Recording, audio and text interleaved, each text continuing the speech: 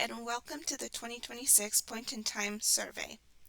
This electronic survey is hosted in JotForm, and this is the electronic survey that you will be using to conduct the point in time count in 2026. This video is to help you become familiar with the questions, so whether you are asking the questions or whether people are taking the survey on their own, you are able to help them as a very helpful volunteer. In this case, I'm going to use the fill form feature. I'm previewing this form, but this is what you should be able to see once you access the link that will be provided to you. You will notice that at the top there is a county and interviewer's name fields. You will need to type the county where you are currently distributing the survey, and you will need to type your name as the volunteer who is conducting the interview. This is important so point-in-time coordinators know later who to ask questions if they have any about the submissions. So this survey starts with a little introduction. You will be either instructed to read it to the people you are interviewing or just have this information in your mind so you know how to explain the purpose of the point-in-time survey. So this paragraph reads, this survey collects information about who was experiencing homelessness on the night of January 28, 2026.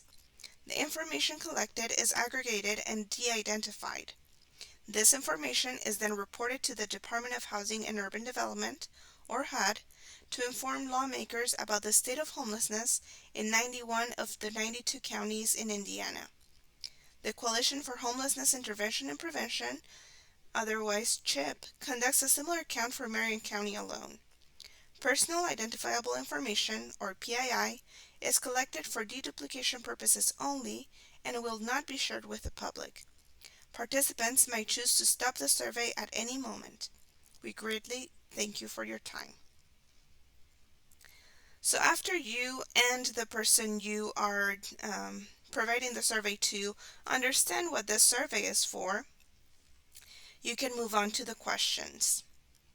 So the first question asks if the person has been interviewed about their housing situation today, or has been asked about their housing situation today.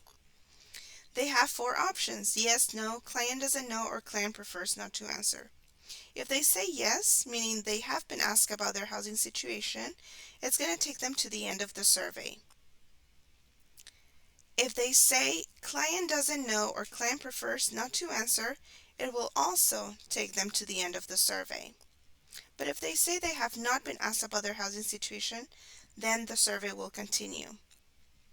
The next question asks them where they slept on the night of January 28, 2026. And they have a few options. If they say none of the above, client doesn't know, or client prefers not to answer, they will be taken to the end of the survey. If they answer emergency, transitional, motel, hotel, paid provider, or place not meant for human habitation, then they will be able to continue with the survey. So say they select emergency shelter and click next. Then they will be prompted to enter the name of the emergency shelter they stayed on the night of January 28, 2026. And this is text that they can type, or you can type. How long have you been sleeping in this place? Meaning where they slept on the night of January 28th. They have several options, and these do not have a condition, so they can answer the appropriate answer for them, and the survey will continue. You will keep scrolling down. The next question is, what is the approximate date this episode of homelessness started? If the participant does not remember or prefers not to answer, please enter 1/28/26 as the date.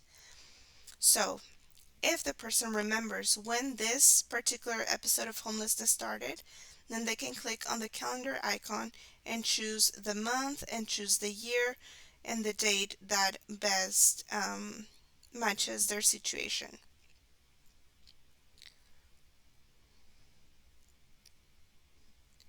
So here I'm going to choose a random date.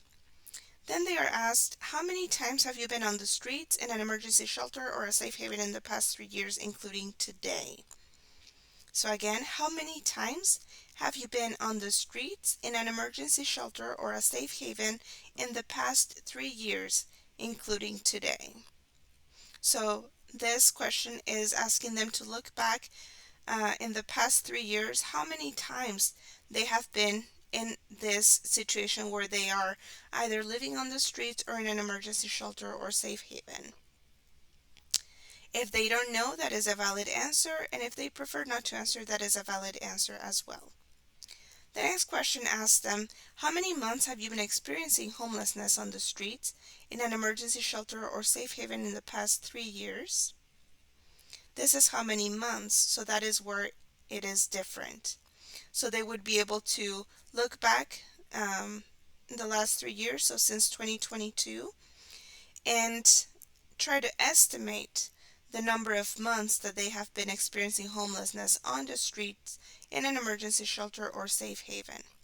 It's important for you to know that this does not mention sleeping or staying with a family friend or family member. This is strictly for people who have been experiencing homelessness on the streets, in an emergency shelter or safe haven. So if they said, well, in the past year, I've stayed for 6 months with a friend, but then I spent 3 months in my car, then the answer would not be a total of 9 months, but it would be a total of 3 months, the months that they were living in their car. So that is the difference between the number of times and the number of months in the last 3 years.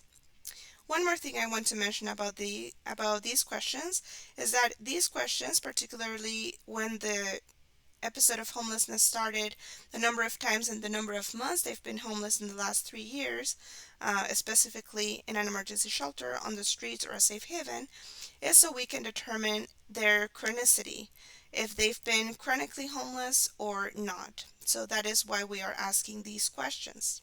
And it's important for you to know so you can help them understand what we are asking. Now, I want to say, going back to this, someone who is experiencing homelessness is most likely in a state of stress and uncertainty and trauma. So when asking about these questions, just emphasize the importance of just an approximate information. They don't need to necessarily look back. And whatever they share with you, then that is okay to record. So just reassure them that this is just an estimation, and it's just so we can determine if they have been chronically homeless, because that will probably impact the type of resources that they can access to, and it also informs lawmakers about the chronicity of homelessness in our state. The next questions are about their personal information.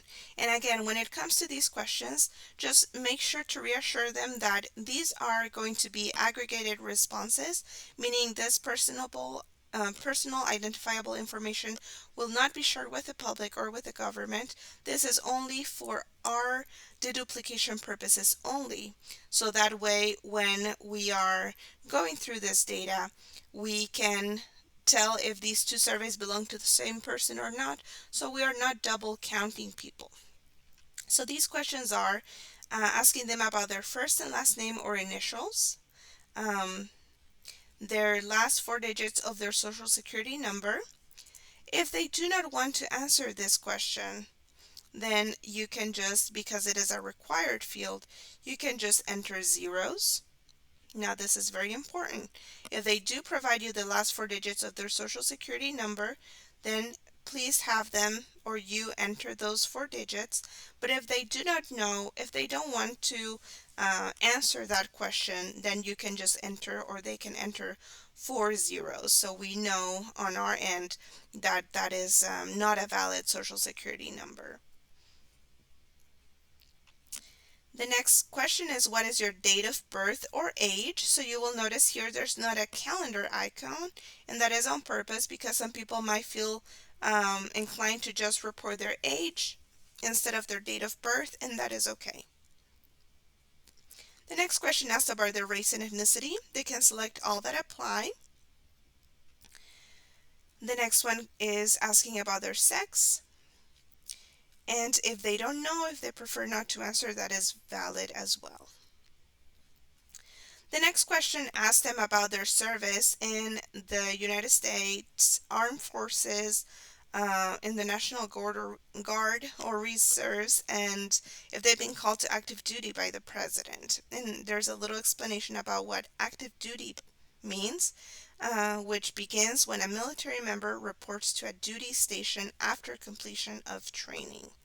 So make sure that when you get to this part, you have them understand that if they say they have served in the United States Armed Forces, um, they must have been, they can say yes if they've been called to active duty by the president. If they don't know or they prefer not to answer, that is valid as well, and the same applies for all of the questions. The next question asks them about whether they have a current condition that is long term and that keeps them from living independently.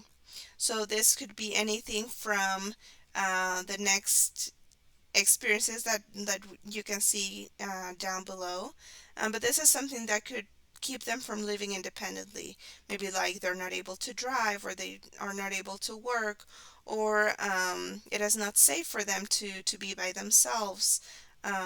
So if there is a condition that is long term, it's important to mention that is long term, that keeps them from living independently. So if someone broke an arm, sure, they cannot do many things without one arm, but if that arm is going to heal, that's not necessarily a long term um, thing. Um, so just keep that in mind. The next question is, have you experienced or are you experiencing any of the following? You have different options: physical disability, chronic health condition, developmental disability. This is usually something you are born with. Mental health, alcohol use disorder, drug use disorder, none of the above. Client doesn't know, client prefers not to answer. They can choose as many or as few as it applies to them. The next question asks, have you ever been a victim of domestic violence? If they say no, client doesn't know, client prefers not to answer.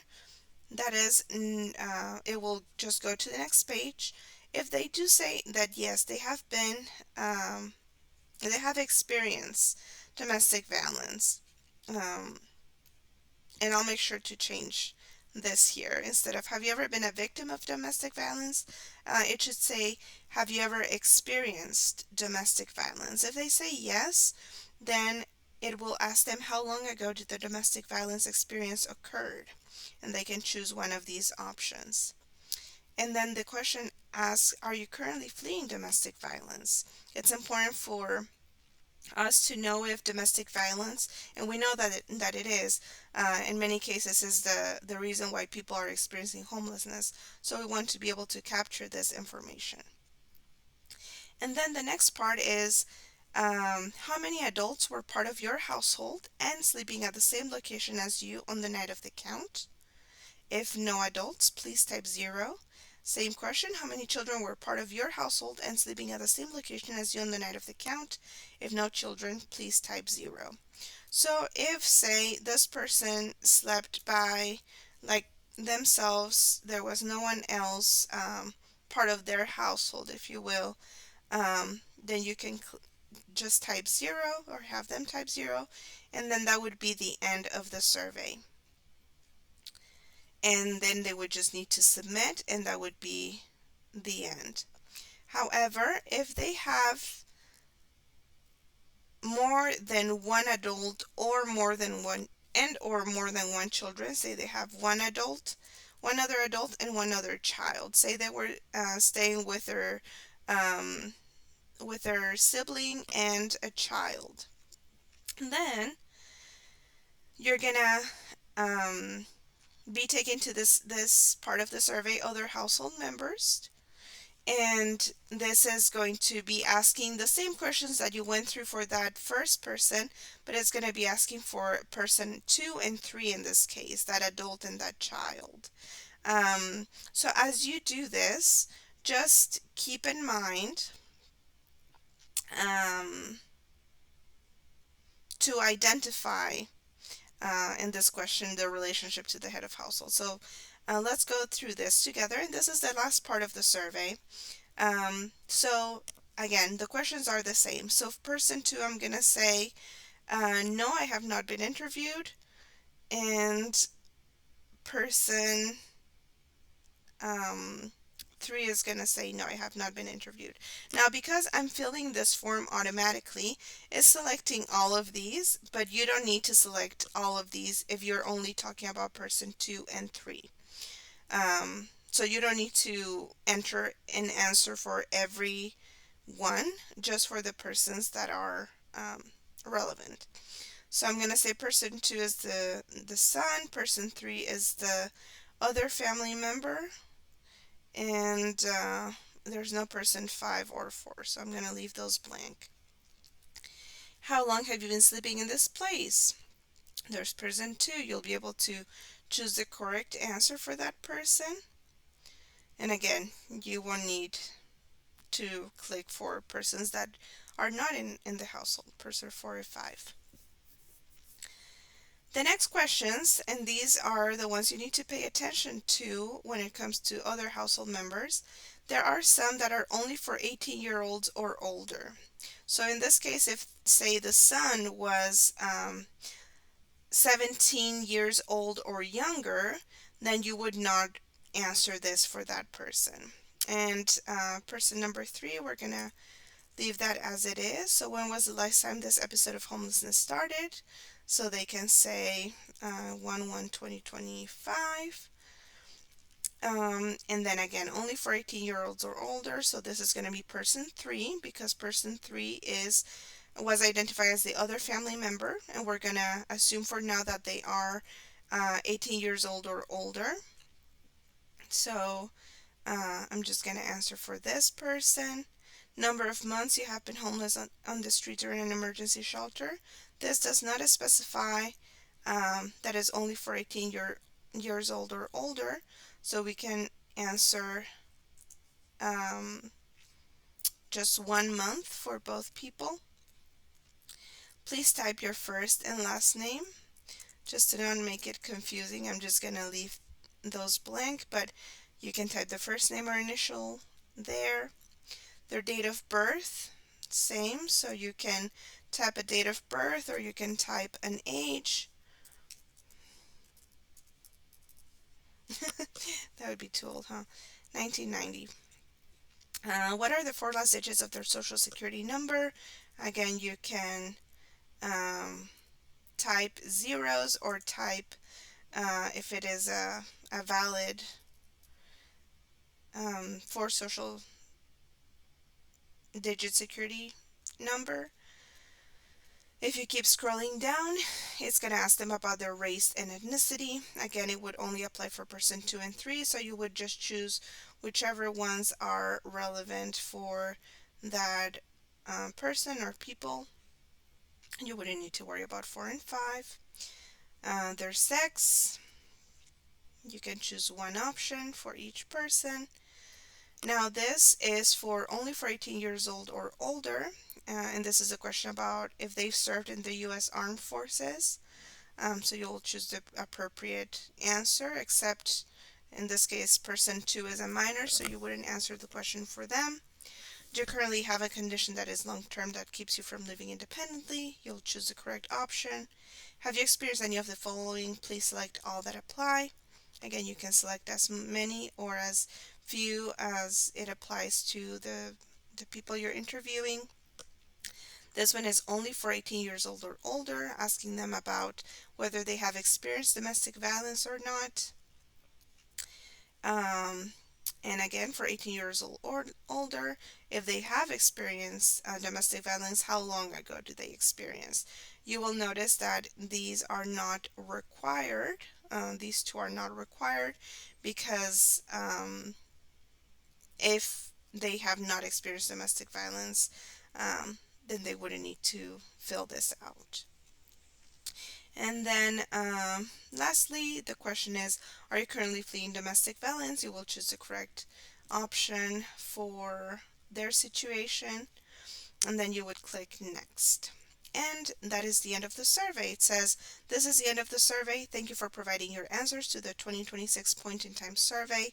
Please click on the submit button to end the survey. So once they're ready, they can click submit. It's going to say please wait, and if this is on your phone or phone that was provided to you or a tablet, once you help this person fill the survey, you can click fill again and start the survey all over again. So that is what the survey looks like in a desktop. This is what it looks like in a tablet. I want to show you just a little bit how it looks a little bit different. I tested it on my iPhone, so it works just fine. It's just a smaller font, but that is just to be expected, depending on the orientation as well. If it's easier to do it horizontally, that is an option as well. So again, I would say to end this video. This video is to help you become familiar with the purpose of the survey, and also become familiar with the questions that you will be asking, and understand why you're asking those questions. So in case the people you're helping come to you with questions, you're able to answer those questions. Again, please remember that client doesn't know, client prefers not to answer are valid responses. The person who is taking the survey has the right to stop the survey at any moment, and please be cordial and helpful and kind when helping people fill out the survey. Reassure them that these are approximate answers, especially when it comes to times or months or dates. And reassure them again that this information will be aggregated, means that there will be no personal identifiable information shared with outside parties, and that the only reason why we are collecting their personal information is so we can make sure that we are not double counting people. So that is everything for this video. And again, be on the lookout for the changes in those DV survey questions, where we will ask the person, have you experienced domestic violence, and not have you ever been a victim of domestic violence, just so we can be more trauma informed and be better at asking questions in difficult times. Thank you so much for your time. We'll see you in the next video.